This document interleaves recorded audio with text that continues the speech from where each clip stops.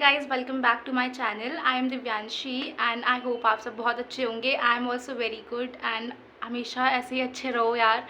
तो today's video is going to be about AKTU examination schedule, जो कि मैं आपको पूरा सिनेरियो समझाती हूँ। जो बच्चे अभी पढ़ रहे हैं, लाइक जो स्टूडेंट्स हैं मेरी तरह AKTU के, वो मुझसे रिलेट कर पाएंगे, और जो नहीं, जिन्हें पता है, उन्हें मैं समझाने की कोशिश करूँगी कि क्या सीन चल रहा है पूरा। तो I am a student of AKTU university. I am from 6th same, और अभी कुछ दिनों पहले ही मेरे 5th सेम का रिजल्ट भी आया है। तो जो 6th सेम के एग्जामिनेशन होते हैं AKTU में, वो होते हैं जून के, in the month of June.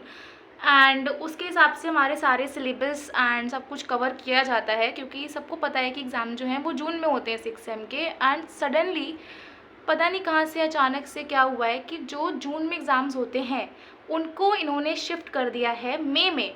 और कल today is 4th of May and 3rd of May को डेट शीट रिलीज़ हो गई है। टेंटेटिव ही है, पर हमें पता है कि वो टेंटेटिव नहीं रहने वाली है। आई होप वो आगे बढ़ जाए, पर जो अभी चीज़ चल रही है मैं उससे आपको बताऊंगी कि 3rd ऑफ मई को डेट शीट रिलीज़ हुई है कि 26th ऑफ मई से हमारे पेपर्स होंगे। 6th same and 8th same के जो पेपर हैं वो होंगे, एंड कोई भी गैप नहीं है, केवल एक दिन का गैप है। अब मुझे एक चीज़ समझ में नहीं आ रही है, due to any reason most of us, like 70% students जो हैं, ज़्यादा ही होंगे यार, जो बच्चे हैं वो एग्ज़ाम में जो हमें लीव मिलती है हम उसमें पढ़ते हैं, ठीक है। And that is sufficient. Her exam में हमको हमेशा 3 to 4 डेज़ का गैप मिलता है। That is completely sufficient for any student to study and pass the exams, all of those exams, ठीक है। That is completely fine, we all do this.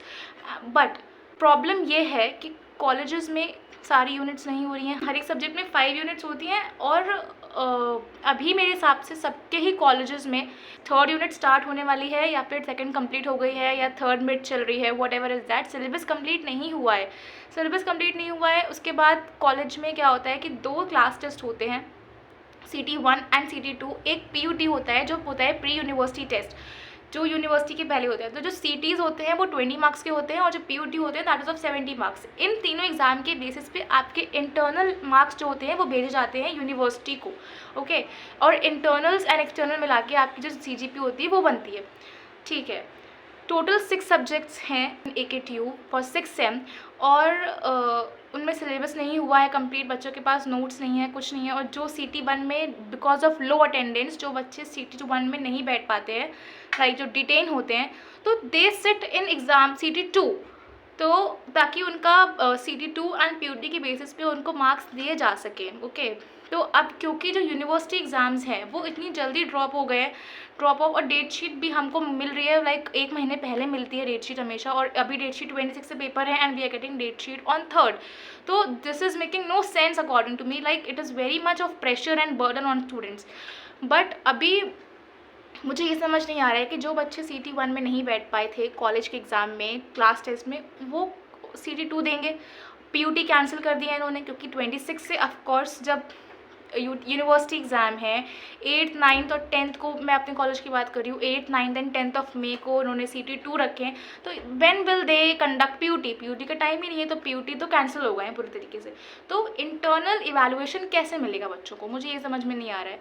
उसके बाद तभी 8th 9th 10th है CT2, and then 13 and 14 को उन्होंने practical की dates रख दी हैं, एंड इतना मतलब हेक्टिक शेड्यूल एंड सब कुछ। उसके बाद आपको कॉलेज भी आना है अटेंडेंस के लिए, तो हम पढ़ेंगे कब? पढ़ने का टाइम कब है हमारे पास? जो टाइम होता था एग्ज़ाम गैप में, एग्जामिनेशन गैप में 3 to 4 डेज़, वो है नहीं। हमें हर एक पेपर में 1 दिन का गैप दिया है इस बार। बट जो एक नया सब्जेक्ट है, लाइक जो इसी साल से ऐड हुआ है, that is blockchain architecture design, वो तो इसी साल से ऐड हुआ है यार। उसकी तो कोई PYQs भी नहीं है हमारे पास, पुराने साल के पेपर भी नहीं है, तो हम कैसे रेफ़र करेंगे? बट यार अब क्या ही कर सकते हैं इस चीज़ के बारे में, राइट। तो instead of crying and over thinking, जो भी हमारे पास इधर 20 आई थिंक 15 to 20 डेज़ का टाइम है, उसको हम यूटिलाइज़ कर सकते हैं पढ़ने के लिए। लाइक थोड़े सैक्रिफाइस करने पड़ेंगे अपने। सबसे पहले तो नोट्स की बात करूँ तो देखो, मेरे कॉलेज में तो सिलेबस नहीं हो पाया है पूरा, बहुत। अब वो खींच रहे हैं उसको, एक दिन में 1 यूनिट ख़त्म कर रहे हैं, and there is no notes.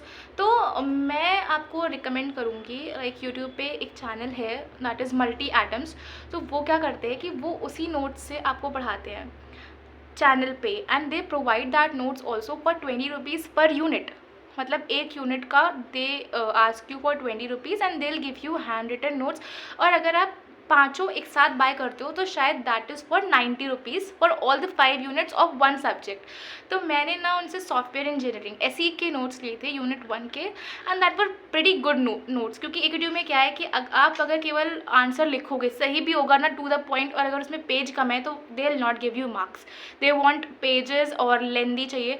तो 7 मार्क्स क्वेश्चन में 3 पेजेस तो आपको लिखने ही पड़ेंगे, तभी आपको मार्क्स मिलेंगे। तो लेंथ भी चाहिए आंसर्स की। तो अगर इफ़ यू वांट तो आप क्या करो कि मल्टी एटम्स है चैनल, वहाँ से जाओ, उससे पढ़ लो। और इफ़ यू वांट कि आपको खरीदने नहीं है तो जो वो पढ़ा रहे हैं सेम नोट्स होते हैं दोनों, तो खुद के बना लो यार। और अगर नहीं, if you want to buy then you can take them, like दोनों ऑप्शन हैं आपके पास, हर एक यूनिट के हैं उसमें आई थिंक, हाँ। तो वहाँ से ले सकते हैं। और पढ़ने के लिए Knowledge Gate is the channel from which I study, Sanchit sir. अगर कोई होगा तो you all must be knowing, तो please let me know in the comments तो कि आप भी उनसे पढ़ते हो। तो दिस आर द रिसोर्सेज। और यार टाइम मैनेजमेंट की बात करूँ तो रूटीन बना लेना चाहिए अकॉर्डिंग टू मी, कि इस दिन पे हमें ये टॉपिक्स जो हैं वो कवर करने हैं, और उसके हिसाब से कवर कर लो। और एंटायर यूनिट कवर करना तो according to me is not possible ना, कि मतलब जिसने बिल्कुल भी नहीं पढ़ा है वो कैसे कर सकता है एंटायर यूनिट्स। क्योंकि मोस्ट ऑफ द बच्चे जो हैं वो लास्ट के लिए बैठते हैं कि हमें जो गैप्स मिलेगा हम उसमें पढ़ लेंगे। बट अब क्योंकि इस टाइम नहीं है तो we can not cover the entire unit, most of us. तो we can refer to PYQs, last year questions, and the important question which जो आए हैं, you can make notes on that and note down at one place कि whatever you have to study and pay attention on that only. So that is, I think, that will help you to at least score good for getting pass in each subject. And what else can I say?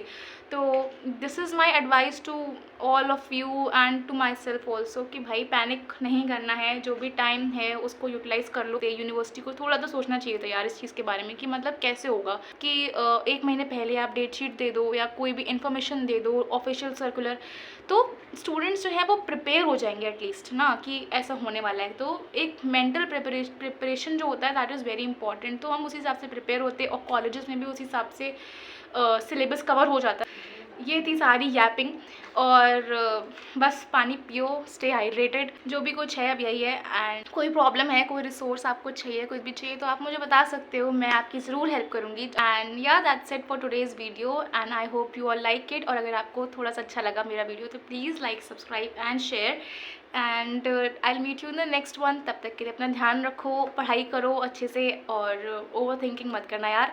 और बस I'll meet you in the next one. तब तक के लिए bye bye, take care.